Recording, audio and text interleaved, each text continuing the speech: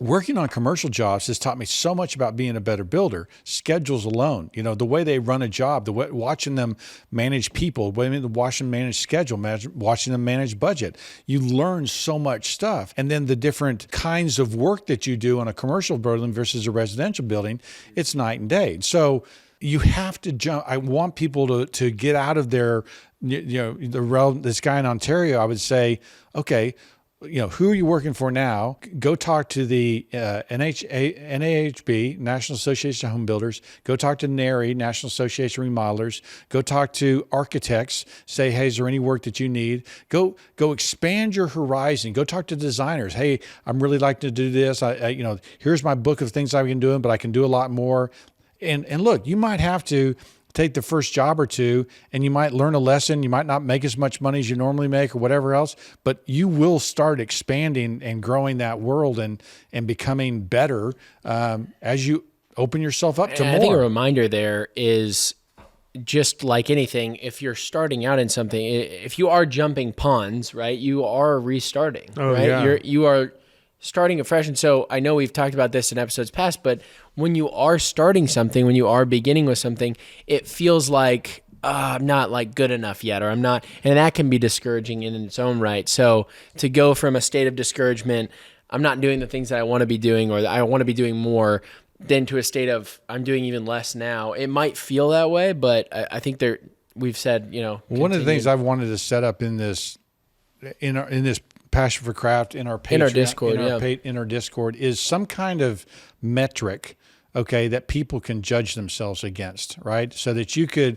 if you were able to take a test, looking at Richard, and that test was 100 questions, and you realized you only knew the answer to 20 of them, and there was 80 questions that you didn't know, you'd have been like, wait, what? Yeah, be a shocking moment. Yeah, because like you said, I was a big fish in a little pond. You had mastered that world, right? And so you nailed those 20 questions, but you didn't realize there's 80 more that you had no idea what was going on.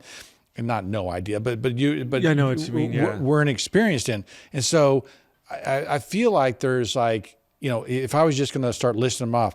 I think of Gary Katz, Katz Roadshow. He's a great carpenter, a great teacher, and a good friend. He tells me about how he started out doing apartments and it had having to be fast with apartments. And that was a piece of the 20 questions, maybe it's 10 questions that he, if you look at that 100 questions being your resume, being, getting towards being a master level that you have to be able to answer all those questions. That's certainly a piece of it, working in apartments, working in high production, quick, got to get in, got to get out. Yeah. Efficiency. He learned how to be a better carpenter because he did that. Yeah. And so, production is one thing.